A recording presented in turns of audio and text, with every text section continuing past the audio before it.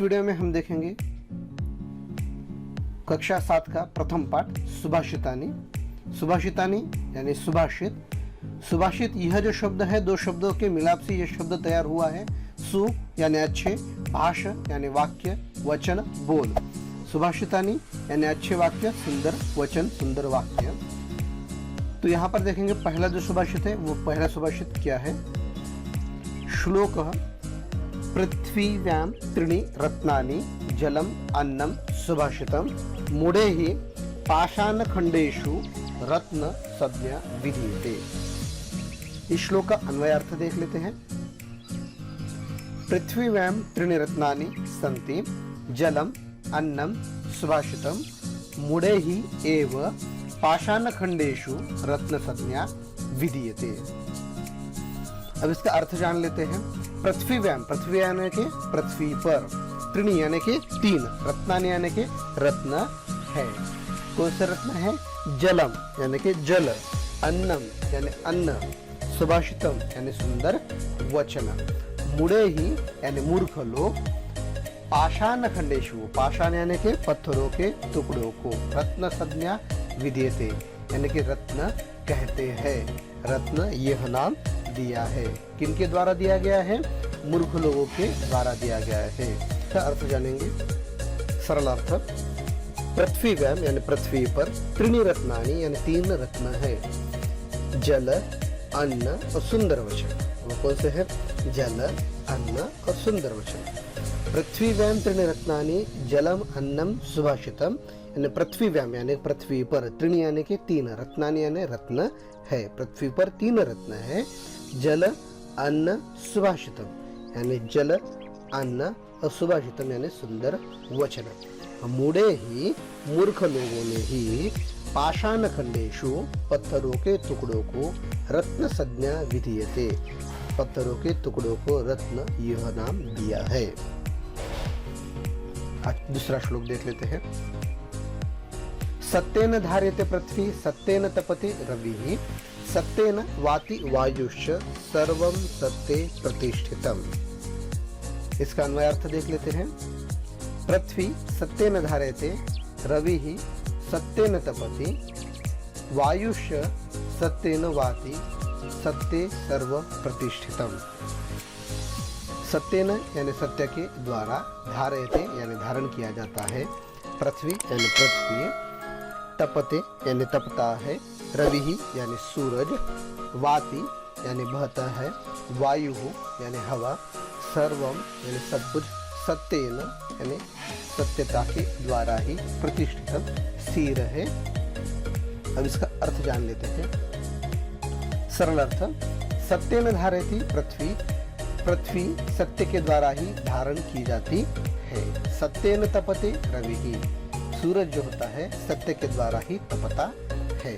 सत्येन वाति वायुश्च, और वायु भी जो होती है वह सत्य के द्वारा ही बहती है। सर्वम सत्य प्रतिष्ठितम, सत्य के द्वारा ही, सत्येन वाति वायुश्च, सत्य के द्वारा ही हवा भी बहती है। सर्वम सत्य प्रतिष्ठितम, सब सारा जो संसार है सत्य में ही स्थित है, सत्य के द्वारा ही स्थिर है, प्रतिष्ठित है। दो श्लोक देख लिए। इन दो श्लोक के ऊपर एग्जाम में प्रश्न कैसे आएंगे वो हम देखते हैं। पठितोबोधन में प्रश्न होगा, अधोलिखितम श्लोकम पठित्वा श्लोकाधारितान प्रश्नान उत्तराणि निर्देशानुसार लिखत। एक पद देने उत्तर यानी वन वर्ड में आंसर लिखना है। पहला प्रश्न क्या होगा? पृथ्वीव्याम रत्नानि कति सन्ति। इसका आंसर क्या होगा? त्रीणि। पृथ्वीव्याम रत्नानि कति सन्ति? त्रीणि सन्ति। वन वर्ड में ही आंसर देना है। मूढ़े ही केषु रत्न संज्ञा विधीयते, पाषाण खंडेषु। तीसरा प्रश्न देख लेते हैं। पृथ्वी केन धार्यते? सत्येन। चौथा प्रश्न, पाषाण खंडेषु रत्न संज्ञा कः विधीयते? मूढ़ः। यह हुए अभी एक पदोत्तर। और दूसरा जो प्रश्न होता है पूर्ण वाक्य उत्तर यानी फुल सेंटेंस में you have to write answer in full sentence. तो पहला प्रश्न क्या होगा? कई पाषाण खंडेषु रत्न संज्ञा विधीयते। मूढे हि पाषाणखण्डेषु रत्नसद्या विधीयते। प्रथ्व्यां त्रीणि रत्नानि कानि? प्रथ्व्यां त्रीणि रत्नानि जलम् अन्नं सुभाषितं च।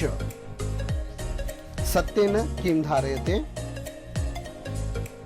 उसका आंसर है पृथ्वी सत्येन धारयते। चलो यहाँ पर आप लोगों को समझ में आ गया है दो श्लोक, और दो श्लोकों के ऊपर एग्जाम में प्रश्न कैसे आएंगे। चलो आगे जाकर देखते हैं आगे का श्लोक। दाने तपसि शौर्ये च विज्ञाने विनयने विस्मयो ही नहीं कर्तव्यो बहुरत्ना वसुंधरा। इसका अन्वय अर्थ जान लेते हैं। दाने तपसि शौर्ये विज्ञाने विनये नये च विस्मय न कर्तव्यः बहुरत्ना वसुंधरा। दाने यानी दान के विषय में, तपसि यानी तप के विषय में,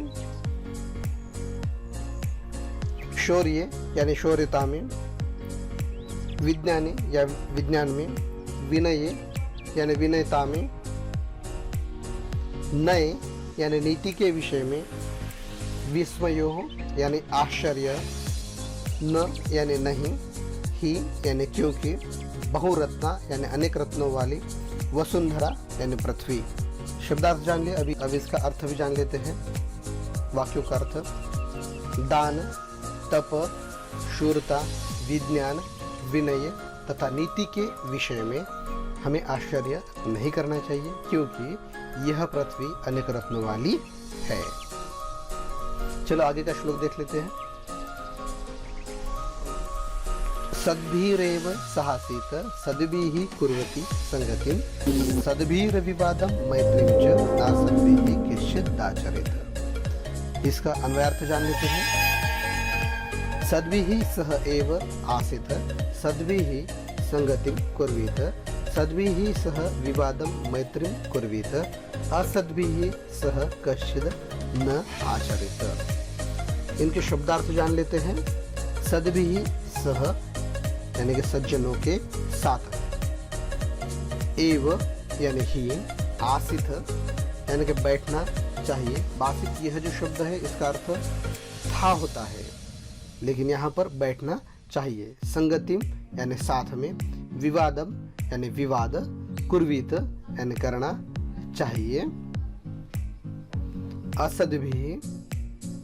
असद्भिः यानी दुष्टों के साथ, कश्चित यानी कुछ भी, मैत्री यानी मैत्री मित्रता, आचरित आचरण करना चाहिए, न यानी नहीं। इसका सरल अर्थ जान लेते हैं। सद्भिरेव सहासीत यानी सज्जनों के साथ बैठना चाहिए। कुर्वीत संगति सद्भिः यानी कि सज्जनों के साथ ही संगति भी करनी चाहिए, उनके साथ ही रहना चाहिए। सद्भिर विवादम मैत्रीं च यानी कि सज्जन लोगों के साथ विवाद और मित्रता भी करनी चाहिए। ना सद्भिः किंचिदाचरेत् असद्भिः, असद्भिः यानी कि दुर्जनों के साथ, किंचिदपि यानी कुछ भी आचरण नहीं करना चाहिए। दुष्ट लोगों के साथ कुछ भी आचरण नहीं करना चाहिए। अभी यहाँ पर हमने दो श्लोक देख लिए हैं। अभी इन दो श्लोकों के ऊपर प्रश्न कैसे पूछे जाएंगे वो देखते हैं। पठित अवबोधन में प्रश्न होगा, अधोलिखितम श्लोकम पठित्वा प्रश्नानाम उत्तराणि निर्देशानुसार लिखत। पहला प्रश्न होगा एक पद में उत्तरत यानी वन वर्ड में आंसर लिखना है। पहला प्रश्न, उसमें से पहला जो प्रश्न है, दाने तपसि शौर्ये आदेशु किम न कर्तव्यः विस्मयः। इसका आंसर क्या होगा? विस्मयः। दूसरा प्रश्न क्या है? सद्भिः का कुर्यात्, सद्भिः का कुर्यात् संगतिम। तीसरा प्रश्न क्या होगा? का एव सहासीत सद्भिः। पूर्ण वाक्य में उत्तर you should write in full sentence, correct. First one, कुत्र विस्मय न कर्तव्यः? दाने तपसि शौर्ये विज्ञाने च विनये विस्मयः न कर्तव्यः। सेकंड प्रश्न, का बहुरत्ना भवति? वसुंधरा बहुरत्ना भवति। अब यहाँ पर देख लिए हमने एक पद में उत्तरत और पूर्ण वाक्य में उत्तरत। आगे के श्लोक अभी देख लेते हैं। धनधान्य प्रयोगेषु विद्यायाः संग्रहेषु च आहारे व्यवहारे च त्यक्त लज्ज सुखी भवेत्। अर्थ जान लेते हैं। धनधान्य प्रयोगेषु विद्यायाः संग्रहेषु आहारे व्यवहारे च त्यक्त लज्ज सुखी भवेत्। इसके शब्दार्थ जान लेते हैं। धनधान्य प्रयोगेषु, धनधान्य यानी कि धन और धान्य के, प्रयोगेषु यानी व्यवहार में, उपयोग में, संग्रहेषु यानी कि संचय के विषय में, आहारे यानी भोजन के विषय में, त्यक्त लज्ज यानी कि संकोच छोड़कर, लज्जा छोड़कर, भवेत यानी होता है, और च यानी कि और। शब्दार्थ जान लिए हैं, अभी हम वाक्यों में अर्थ जान लेते हैं। धन धान्य प्रयोगेषु, धन और धान्य के व्यवहार में, विद्यायाः संग्रहेषु यानी विद्या के संचय में, विषय में, तथा आहारे व्यवहारे च भोजन और व्यवहार के विषय में, त्यक्त लज्ज यानी कि संकोच को छोड़कर, सुखी भवेत छोड़कर हम सुखी होते हैं, व्यक्ति सुखी होता है। एक श्लोक देखते हैं। क्षमा वशीर कृतिरलोके क्षमया किं न साध्यते, शांति खड़ग करे यस्य किम करिष्यति दुर्जनः। इसका अन्वय देख लेते हैं।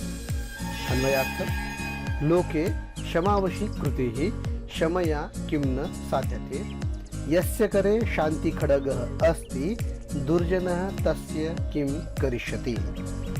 शब्दार्थ जान लेते हैं इस श्लोक के। क्षमा यानी क्षमा, लोके यानी संसार में, क्षमया यानी क्षमा के द्वारा, साध्यते सिद्ध होता है, यस्य यानी जिसके, करे यानी हाथ में, शांति यानी शांति रूपी, दुर्जनः यानी दुष्ट व्यक्ति, करिष्यति बिगाड़ सकता है, खड्गः यानी तलवार। इसका अर्थ क्या होगा यह जान लेते हैं। अभी हमने शब्दार्थ जान लिए, इन वाक्यों का अर्थ जान लेते हैं। इस संसार में लोके क्षमा वशीकृति, इस संसार में क्षमा वशीकरण है। क्षमया किम न साध्यते, क्षमा के द्वारा, क्षमया यानी क्षमा के, किम यानी क्या, न साध्यते यानी नहीं साध्य होता है, सिद्ध नहीं होता है, प्राप्त नहीं होता है।